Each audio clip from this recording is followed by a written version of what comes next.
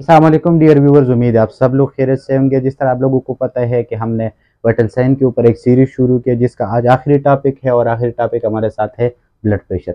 आज के लेक्चर में हम एक्सप्लेन करेंगे कि ब्लड प्रेशर क्या है, इसके कंपोनेंट्स क्या है, इसका मैकेनिज्म क्या है, टाइप्स इसके क्या है और इसके स्टेजेस कौन कौन से। तो सबसे पहले हम डिस्कस करते हैं कि blood pressure, the pressure exerted on the blood vessels due to the contraction of left ventricle is called blood pressure.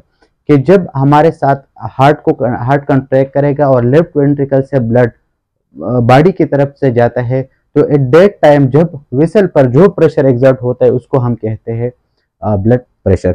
Mechanism में हम इसको एक्सप्लेन कर देते हैं कि हमारे साथ जो डीऑक्सीजनेटेड ब्लड है वो सबसे पहले आता है सुपीरियर और इंफीरियर वेना केवा के जरिए राइट एट्रियम में। ठीक है, यहाँ पर ये ब्लड आता है। फिर ये ब्लड यहाँ से लेफ्ट एट्रियम से लेफ्ट वेंट्रिकल में आता है। ठीक है, ये आप लोगों को ऑलरेडी पता है।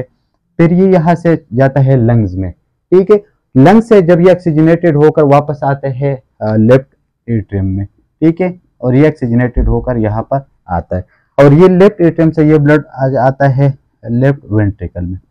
जब ये लेफ्ट वेंट्रिकल में आता है तो यहाँ पर ये लेफ्ट वेंट्रिकल कंट्रैक्ट करता है और इसी कंट्रैक्शन से ये ब्लड पूरे जिस्म में oxygenated blood along with other nutrients ये पूरे जिस्म के एक एक सेल को जाता है। तो जब ये लेफ्ट वेंट्रिकल कंट्रैक्ट करेगा और ब्लड वेसल में जाता है तो ये इस वेसल के ऊपर प्रेशर एग्जर्ट करता है। ठीक हो गया, और इसी प्रेशर को हम कहते हैं ब्लड प्रेशर। तो ये हमारे साथ बहुत सिंपल मैकेनिज्म है कि वो प्रेशर जो लेफ्ट वेंट्रिकल की कंट्रैक्शन की वजह से हमारी आर्टरीज की वाल्स के ऊपर एग्जर्ट होते हैं, ऐसे प्रेशर को हम कहते हैं ब्लड प्रेशर, और ये उसका सिंपल मैकेनिज्म होगी। हमारे साथ आप लोगों ने बहुत सुना होगा कि इंसान के ब्लड प्रेशर जब हम मेजर करते हैं तो उसके दो हम वैल्यूज बताते हैं। नॉर्मल या एवरेज जो बीपी है वो हमारे साथ है 120/80 mm/Hg। ये हम दो क्यों वो एक्सप्लेन करते हैं या दो हम क्यों बताते हैं, क्योंकि प्रेशर तो ये एक ही है ना।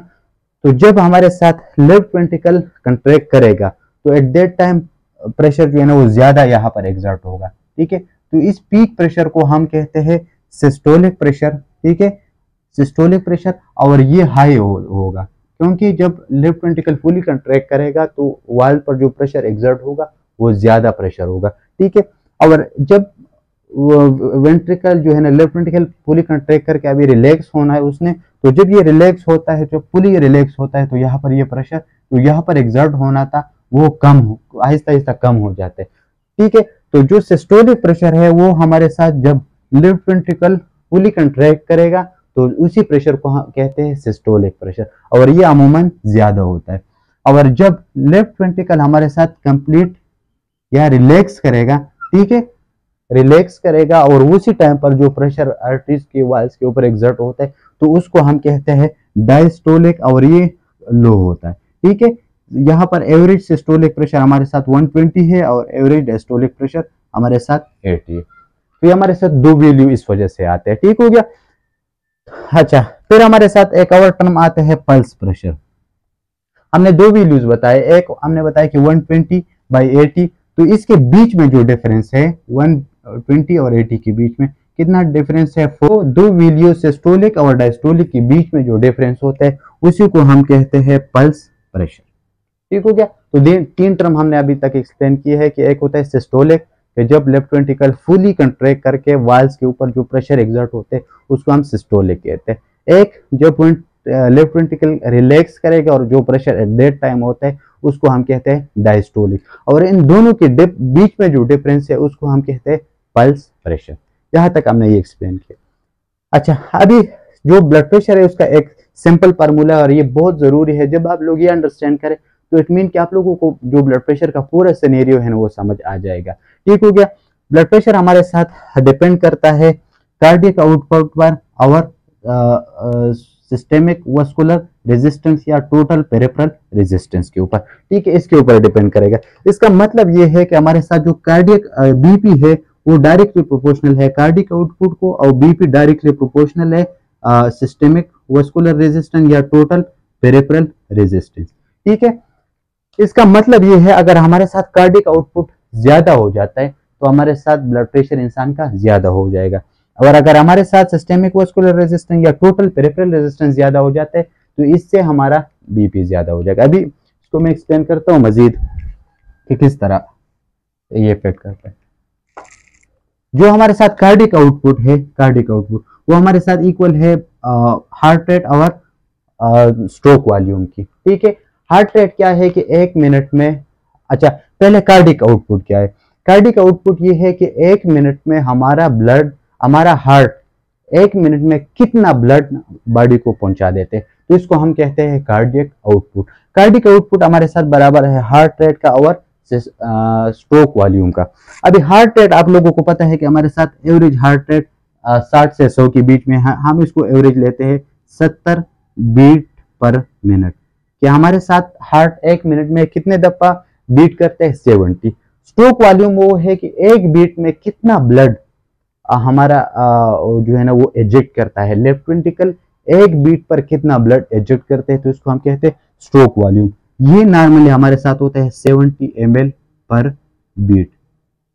ठीक है, कि 1 बीट में हमारे साथ ये 70 ml ब्लड ये इजेक्ट करता है, बॉडी को डिलीवर करता है।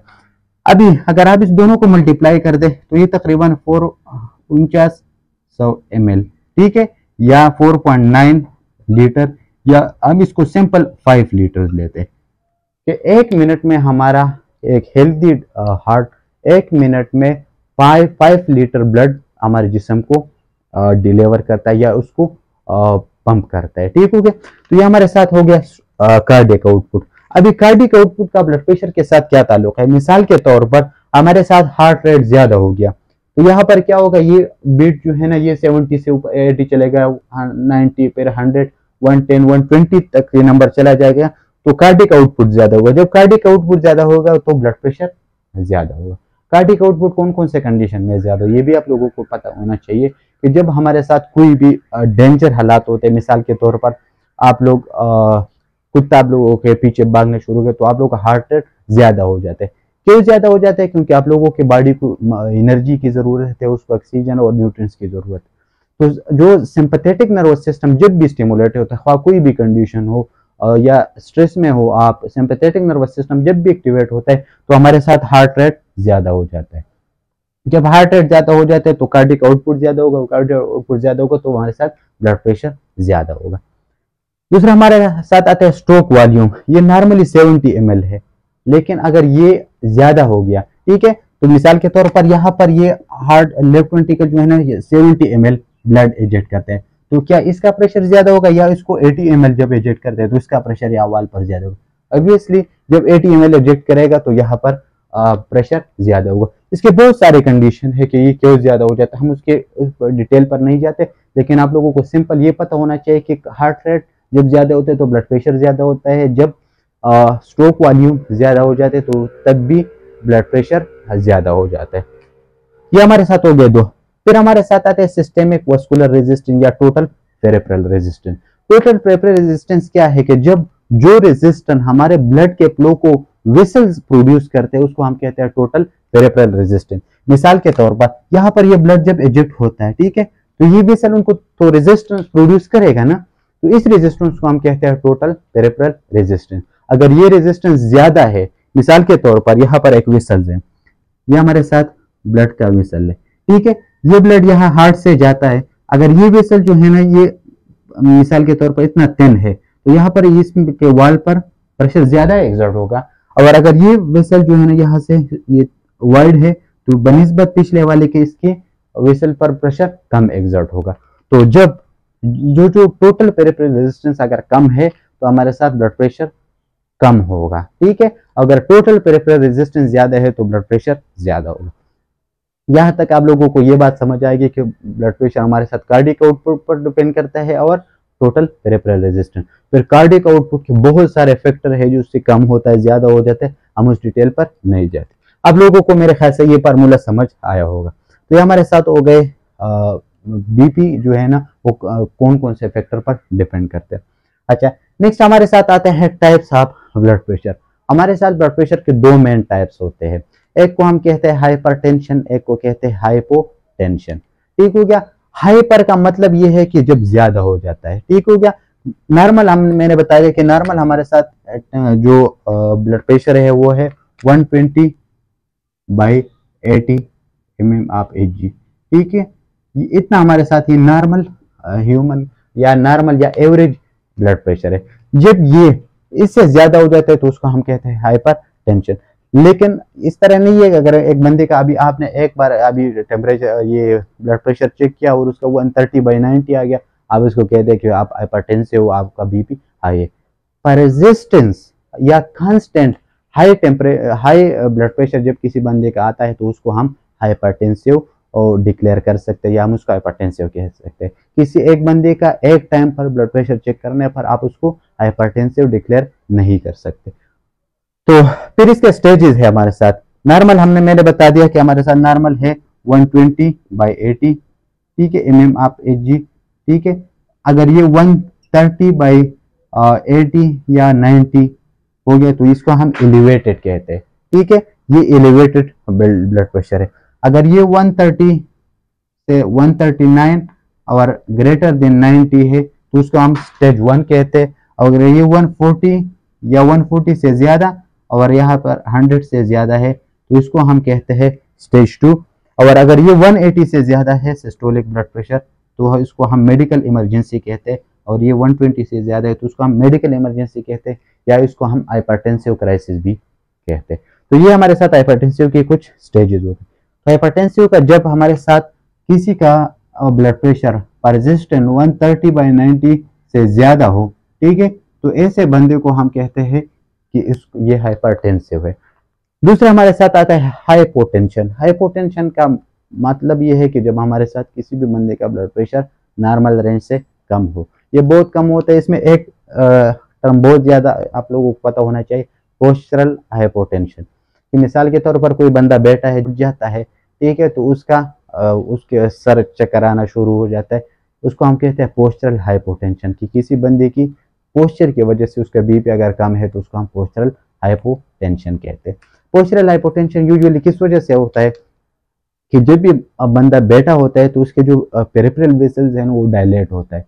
जब वो हो जाते हैं तो उसका जो ब्लड फ्लो है ना वो पेरिफेरल को जो है ना फुल करे, पेरिफेरल एरिया उसको फुल करते हैं। जब वो फुल करते हैं तो उसके जो मेन वाइटल ऑर्गन है जैसे ब्रेन, हार्ट हो गए, तो वहां पर ब्लड का जो फ्लो है वो कम हो जाते हैं, जिसकी वजह से उसको पेंटिंग हो जाती है, थोड़ा उसको चक्कर आना शुरू हो जाता है। तो इसको हम कहते हैं पोस्चरल हाइपोटेंशन। तो ये हमारे साथ हो गए कुछ बेसिक टर्म्स। अच्छा, की पॉइंट्स में हमारे साथ ये आप लोगों को पता होना चाहिए कि हमारे साथ दुनिया के 1/4 पॉपुलेशन जो है ना वो हाइपरटेंसिव है। ठीक है, तकरीबन 1.28 बिलियन पॉपुलेशन जो है ना वो हमारे साथ हाइपरटेंसिव है। ये WHO की वो है स्टेटिस्टिक है। ठीक है, आप लोग इसको देख भी सकते। और इसमें जो 46% है ना वो अनअवेयर, उनको पता भी नहीं है कि उसको वो हाइपरटेंसिव है या नहीं। ठीक है, तो ये हमारे साथ हो गए कुछ basic information about blood pressure. अगर वीडियो पसंद आई तो वीडियो लाइक करें, अगर चैनल पर नए हैं तो चैनल को जरूर सब्सक्राइब करें। अपना ख्याल रखें, अल्लाह हाफिज।